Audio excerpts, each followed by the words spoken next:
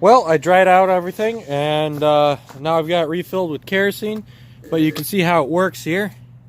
There's a little screw that lifts it up and down,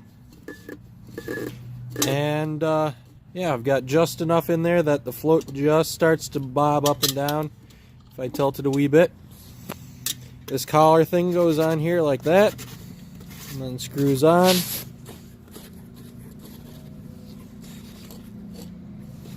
Then this top goes on like this, and lift her up, and that's good to go. I'm going to go ahead and give it a light and see how she goes. Well, here we go.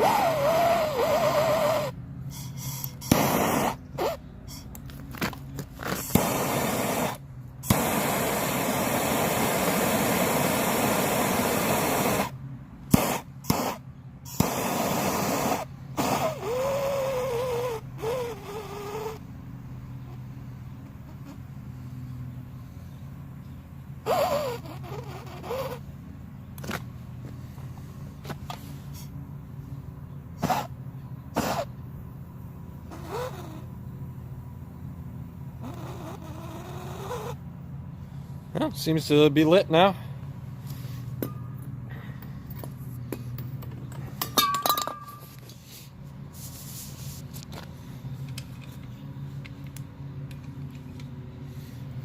Then I can turn down the flame. Right until it just about goes out. Stick her in.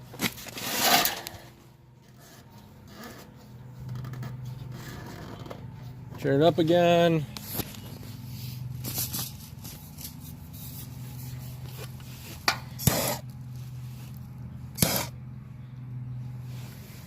Got it relit. Oh yeah, it definitely wants to go now. And now a pleasant warm glow comes out. Yes, I think that's working quite marvelously now. I did not trim the wick, I probably should have, but we'll see how that goes. I love these because they put out a good amount of heat. I mean, it's even getting warm already. And, but it's quiet. I mean, there's absolutely no noise coming from it. The warm glow is nice and pleasant too. So, I've got the tub back on, and now that I've got some light going on over here, got a better chance to look at it. I've been poking around at it, and I'm almost completely certain, oh, you can even almost see it there, that the tub is warped. This side goes down like this, and that side is flat. Now, I mean, you can almost see that if you look which side hits first before it disappears. Yeah. And another way I could tell is the pads down here. There's some gap there, and pulling down on this corner is what brings it down to close. I don't know if I'm able to get a good shot of that.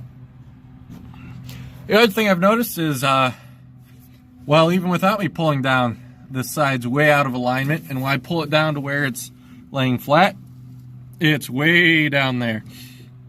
So I think I'm just going to drill new holes in that.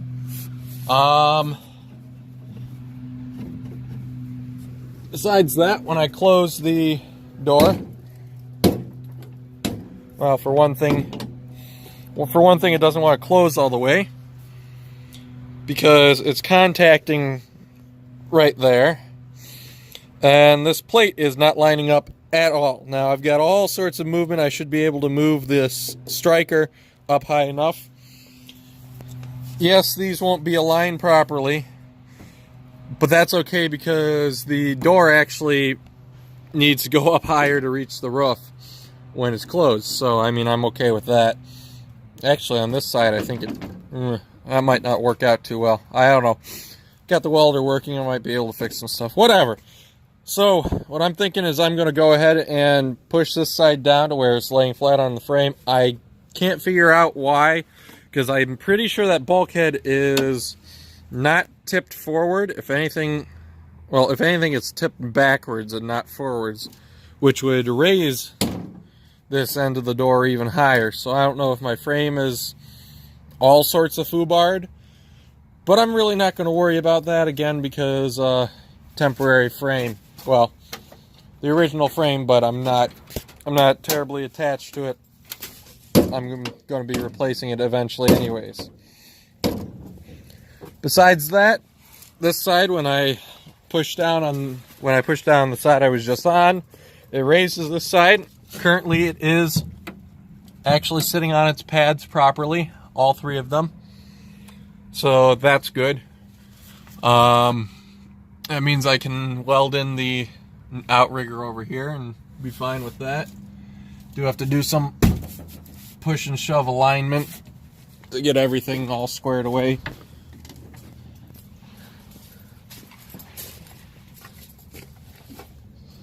Pretty sure these bolt holes in the back here will line up just fine after everything's all said and done. This one, again, might need some persuasion to go back together right. But in order to untwist the tub at least long enough to get a good look at it without having to, well, lay on the thing, I'm going to throw a whole pile of bricks over there and a pile of bricks over here. Yeah, it'd be easier to do with the anvil, but I'm not carrying that back all the way over here. Go ahead and do that and then jump back here with you. Well, last night I didn't get back to working on my car. Well, I was working on my car the whole afternoon, but I didn't get back to filming because I just couldn't figure out what was going on with it, and I'm not really sure what I'm going to do moving forward. I think I've got a basic idea, but as of right now, I really can't show you because, well, as you can see, last night it snowed, and yeah, I got to set my whole tarp thing back up again. But today I'm really not worrying about this, and I'm actually going to be working out back on the forge today for once in a long while. Got to order some stuff in order to prep the frame for painting. Didn't get the right stuff yet, so I've got to wait to come in. And I'm still got to poke around with it a bit to figure out exactly what I want to do. So I'm not even going to bother with it today. I'm going to take a day off and play around in the forge some bit.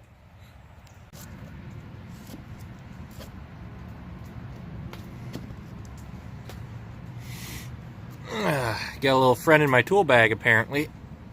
He's on the outside now, so no problem. A couple weekends ago, I helped a fellow blacksmith, Jason Nass, move his shop to a new shop. And in doing so, he really didn't want to deal with a lot of steel, so I kind of inherited quite a bit of steel stock from him. There's some inch stuff on the ground. I don't remember, 3/4 maybe. Whole bunch of stuff. And in among it, there's this whole bucket down here, and it's full up to here of these pins. Now, there's all sorts of different ones in there.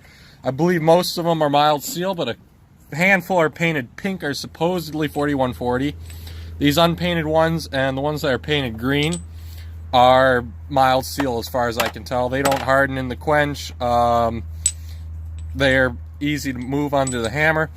And free piece of coal. Score.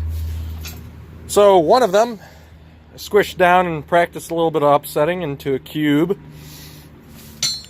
Let's see. There it is. I got this from Jason too, a hand flatter, and I love this thing. It's quite nice to use. Use it basically a struck tool. You hit on it and smushes the steel flat. Works great. That's how I got this cube flat, this nice and flat.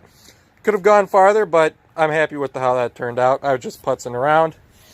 This next piece that's in the fire right now is working on making a tong blank. Wow, I really need to get an IR filter for this camera. But yeah, that's like a medium orange right now. But anyways, yeah, that is turning into a set of tongs, and I'm happy with that. I've basically failed every other time I make tongs, and Seems to be the right size stock to make a few nibs. I don't know how long of a range I can draw out of it, but should be able to weld them on. I'm pleased with that. I'm going to keep working on that, and we'll see if I can get some tongs out of that too. So I think I'm about done with forging for tonight. The last thing I made was a blank for a round punch.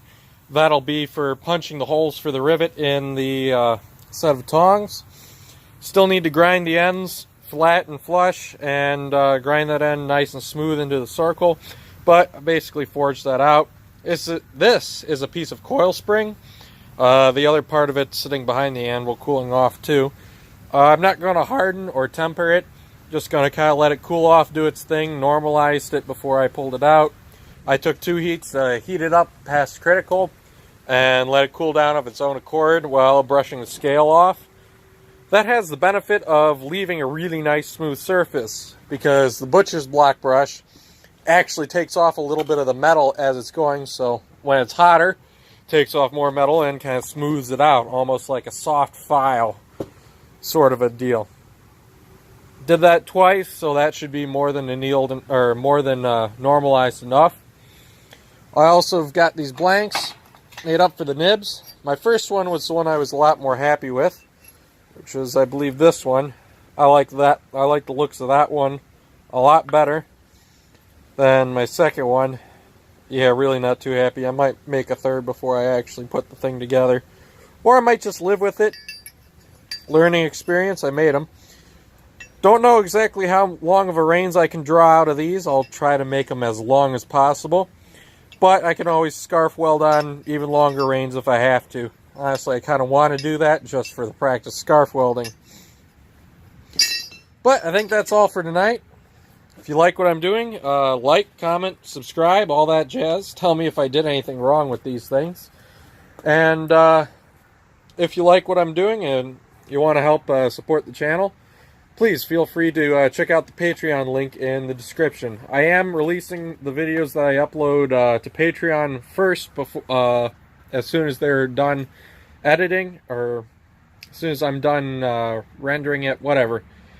As soon as they're ready to go up, I upload it on there, and then usually the next day is when I release them to the public. So, thanks for watching, and catch you on the next one.